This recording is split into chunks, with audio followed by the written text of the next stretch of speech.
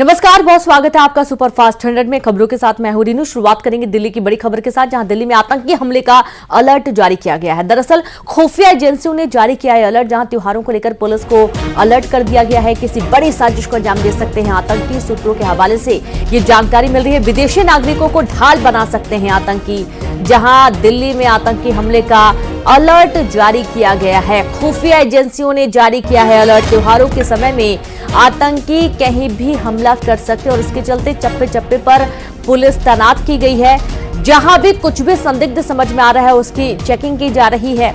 आने जाने वाले हर व्यक्ति पर नजर रखी जा रही है। त्योहारों को लेकर ये अलर्ट जारी किया गया। विदेशी नागरिकों को ढाल बना सकते हैं आतंकी और इसके चलते एयरपोर्ट के आसपास खासतौर पर सुरक्षा व्यवस्था बढ़ा दी गई है।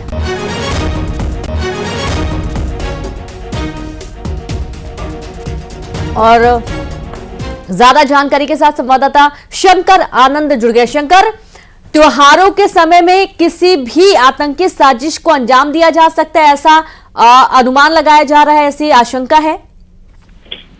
देखिए, हर साल इस तरह के जो अलर्ट्स जो है वो आते हैं और त्योहार का सीजन जो है खास तौर पर राजधानी दिल्ली और एनसीआर में ऐसे मौके पर जो खुफिया एजेंसी और इसके साथ साथ जो स्थानीय पुलिस प्रशासन है वो विशेष तौर पर अलर्ट रहती है। अलर्ट रहने का मकसद ये होता है कि यहाँ पर पहले कुछ साल पहले दिल्ली के अंदर में जिस तरह से एक बड़े वारदात को अंजाम दिया गया था, तो इन्हीं तमाम मसलों को लेकर यहाँ पर विशेष तौर पर अलर्ट जो है वो जारी किया जाता है।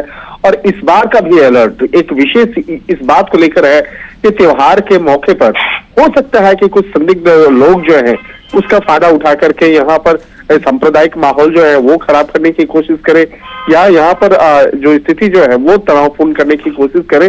लिहाजा इन तमाम मसलों को लेकर केंद्रीय खुफिया एजेंसी आईबी के द्वारा एक विशेष अलर्ट स्थानीय पुलिस प्रशासन को भेजा गया है और जिसमें कि दिल्ली पुलिस की स्पेशल सेल और क्राइम ब्रांच को विशेष तौर पर सतर्क रहने के लिए कहा गया है, जिससे कि उन तमाम संदिग्ध गतिविधियों पर लगाम लगाया जा सके। जी बिल्कुल, शुक्रिया आपका शंकर जानकारी के लिए। और इस तरीके से हर सीजन जो त्योहार का आता है उस दौरान इस तरीके के अलर्ट जारी किए जाते हैं। खुफिया सूत्रों के मुताबिक ये जानकारी है कि किसी तरीके की कोई आतंकी जो साजिश है उसे अंजाम देने की कोशिश आतंकी कर सकते हैं। खासतौर पर जो विदेशी नागरिक है उनके माध्यम से हमला किया जा सकता है और इस दौरान हर जगह चप्पे चप्पे पर निगरानी रखी जा रही है।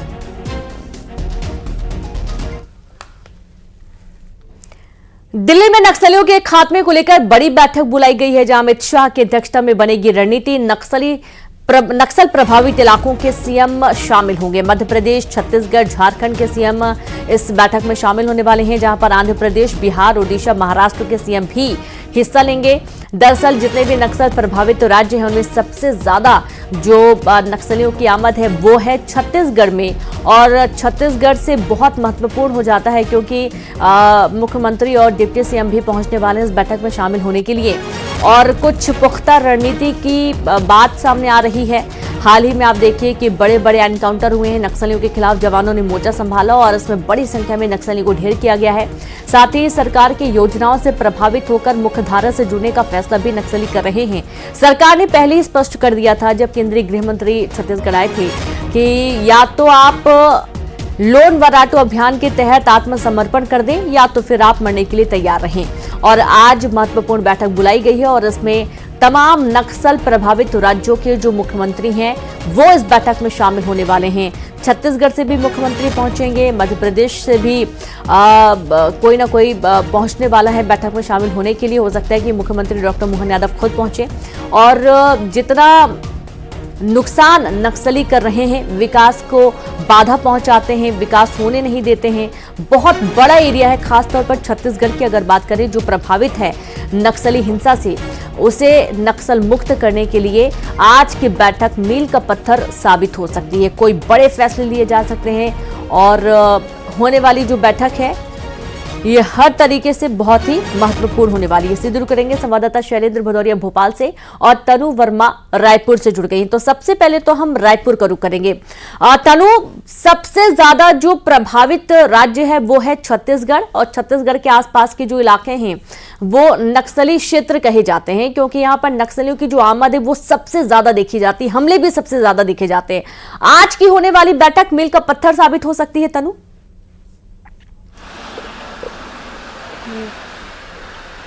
जी बिल्कुल, देखिए छत्तीसगढ़ में लगातार नक्सलवाद को लेकर जो है वो सफलता मिल रही है जवानों को। हाल ही में 31 नक्सली जो है वो ढेर हुए थे और अब इसी को लेकर पूरे प्रदेश में नक्सलवाद के खात्मे को लेकर छत्तीसगढ़ के मुख्यमंत्री विष्णुदेव साय जो है वो दिल्ली दौरे पर हैं और आज केंद्रीय गृह मंत्री अमित शाह की अध्यक्षता में होने वाली बैठक में वो शामिल होंगे और इस बैठक में नक्सलवाद के खात्मे को लेकर रणनीति बनेगी। इसके साथ ही इससे पहले भी लगातार इसको लेकर जो है बैठकों का दौर जो है वो देखने को मिला था और जब केंद्रीय गृह मंत्री छत्तीसगढ़ आए थे तब उन्होंने कहा था कि मार्च 2026 तक छत्तीसगढ़ के में नक्सलवाद को पूरी तरह से खत्म करना और इस ओर लगातार सरकार जो है पहल कर रही है। लगातार नक्सलियों के ढेर होने की खबरें जो है वो सामने आती, तो लगातार ये पहल जो है छत्तीसगढ़ में निरंतर जारी है और आज फिर इसको लेकर एक बैठक होनी है और इस बैठक में न केवल नक्सलियों के आतंक को खत्म करने के लिए बल्कि छत्तीसगढ़ सरकार का ये एक अलग उद्देश्य ये भी रहा है कि नक्सल वाले एरिया में आतंक को तो खत्म करना ही है, इसके साथ में ही इन एरियाओं में एरिया को जो है विकास की मुख्य धारा से भी जोड़ना है ताकि इन एरिया में लोगों को रोजगार मिल सके, सड़क, बिजली, सभी तरह की सुविधा जो है वो मिल सके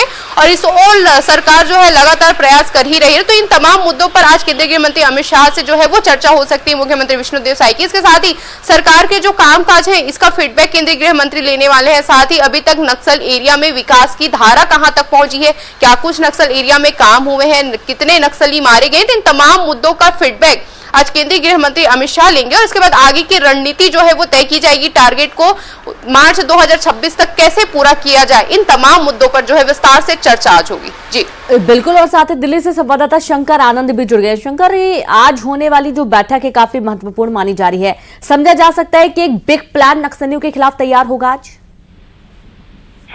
देखिए, पिछले कुछ समय के दौरान की अगर बात करें तो जिस तरह से केंद्रीय गृह मंत्रालय के द्वारा एक बड़ा जो एक प्लान जो है वो तैयार किया गया है और जिसमें कि खास तौर पर मध्य प्रदेश, छत्तीसगढ़ में किस तरह से वहां पर नक्सलियों पे कार्रवाई करनी है, किस तरह से नक्सलियों को मुख्य समाज के मुख्य धारा में लाना है। तो एक तरह से दो तरह से काम चल रहा है, एक पहला विकास से जोड़ना और दूसरा अगर कोई उस मुख्य धारा में नहीं जुटता है और अगर वो गैर कानूनी कार्य करता है तो कैसे उसके खिलाफ ठोस कार्रवाई को अंजाम देना है।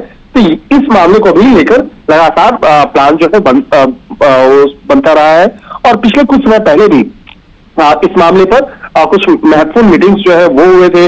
अगर याद करें तो पिछले कुछ समय पहले जिस तरह से केंद्रीय गृह मंत्री अमित शाह छत्तीसगढ़ गए थे, छत्तीसगढ़ में भी एक महत्वपूर्ण बैठक किए थे। तो एक तरह से कह सकते हैं कि इन्हीं तमाम मसलों को लेकर आज भी जो बेहद महत्वपूर्ण बैठक होने वाली है और उस बैठक में इन तमाम मसलों पर चर्चा होगी कि कैसे विकास के कार्य को आगे बढ़ाना है, किस तरह से छत्तीसगढ़ के वो चाहे वो ट्राइबल एरिया हो या शहरी इलाका हो, वहां पर विकास के कार्य को कैसे आगे बढ़ाना है, इन तमाम मसलों पर आगे बातचीत की जाएगी और इसके साथ साथ वहां पर और किन किन बुनियादी चीजों को वहां उपलब्ध कराना है, मुहैया कराना है। तो इन तमाम मसलों को लेकर आज जो महत्वपूर्ण बैठक हो रही है तो जिसमें कहा जा सकता है कि एक तरफ से मध्य प्रदेश और छत्तीसगढ़ के विकास और दूसरी तरफ किस तरह से ऑपरेशंस को अंजाम देना है। हालांकि इस बैठक में जो डीजी होंगे, जैसे अर्धसैनिक बलों के डीजी भी होंगे जिसमें कि आईटीबीपी, सीआरपीएफ, बीएसएफ और इसके साथ साथ केंद्रीय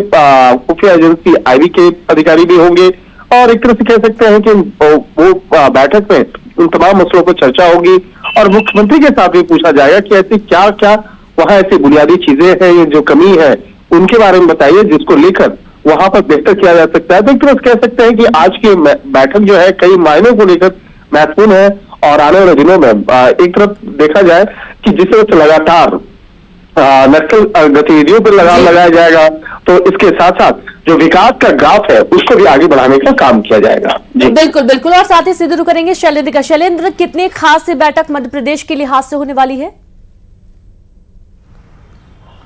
देखिए, बिल्कुल मैं आपको मध्य प्रदेश के लिहाज से बताऊं तो बालाघाट, डिंडोरी और मंडला 3 जिले ऐसे हैं मध्य प्रदेश में जो नक्सल प्रभावित माने जाते हैं। हालांकि अभी लंबे समय से कोई बड़ी वारदात इस पूरे इलाके में नहीं हुई है, लेकिन पिछले दिनों जिस तरीके से बालाघाट में एक इनामी नक्सली महिला को गिरफ्तार किया गया था और उससे कई महत्वपूर्ण इनपुट्स भी मिले थे, तो ऐसे में पुलिस को यह आशंका रहती है, मध्य प्रदेश सरकार को आशंका रहती है कि इन इलाकों में नक्सल मूवमेंट एक बार फिर से खड़ा हो सकता है। खासकर उन परिस्थितियों में जिस तरीके से छत्तीसगढ़ में प्रभावी कार्रवाई की गई तो कई बार ये देखने में आता है कि नक्सली नक्सली मूव कर जाते हैं और मध्य प्रदेश की तरफ आते हैं। तो खासकर बालाघाट, मंडला और डिंडोरी, ये 3 इलाके ऐसे हैं जिनको लेकर आज विशेष रणनीति बन सकती है कि क्या इतने बड़े हमले के बाद जो छत्तीसगढ़ में जिस तरीके से मारा नक्सलियों को, उसके बाद क्या वो मध्य प्रदेश की तरफ भी मूव कर सकते हैं? अगर मूव कर सकते हैं तो कौन कौन से वो इलाके हो सकते हैं जहां पर वो छुप सकते हैं? तो मध्य प्रदेश के लिहाज से इस हिसाब से रणनीति बन सकती है। हालांकि मध्य प्रदेश की सरकार हो या फिर वहां का स्थानीय हॉक फोर्स हो, लगातार नक्सली मूवमेंट पर नजर बनाए रखती है, लेकिन लंबे समय से मध्य प्रदेश में किसी तरह की कोई मूवमेंट, बड़ी मूवमेंट जिसको हम कहें,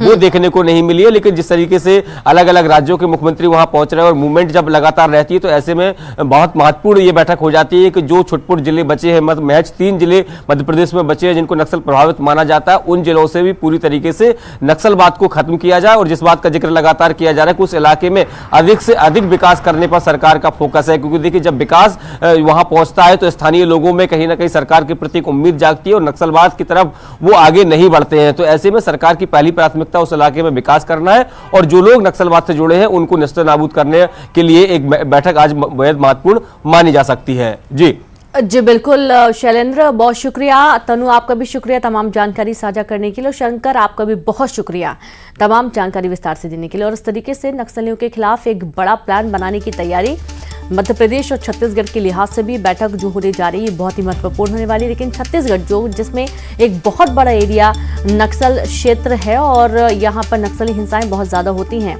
लगातार जो एनकाउंटर्स हैं वो भी जवान कर रहे हैं। और कल ही जब मुख्यमंत्री और साथ ही जो उप मुख्यमंत्री हैं वो मुलाकात करने पहुंचे थे जवानों से हौसला बढ़ाने के लिए, एक बार फिर से लाल आतंक पर लगाम लगाने की तैयारी की जा रही है। और शाह की अध्यक्षता में आज रणनीति बनाए जाने को लेकर बैठक बुलाई गई है।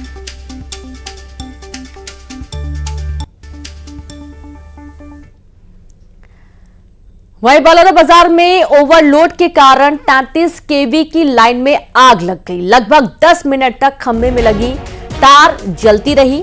50 मीटर की दूरी ही दुकान भी थी और लेकिन बड़ा हादसा होने से टल गया। कटगी गांव में यह हादसा हुआ है। बड़ी जानकारी आपको दे रहे हैं बलौदाबाजार से, जहां पर ओवरलोड के कारण 33 केवी की लाइन में आग लग गई और लगभग 10 मिनट तक खंभे में तार जलती रही।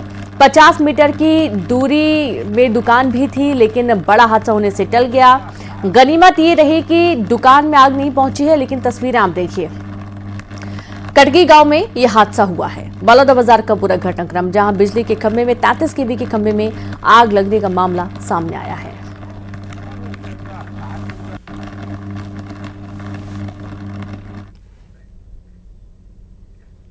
और चलिए अब देखेंगे सुपर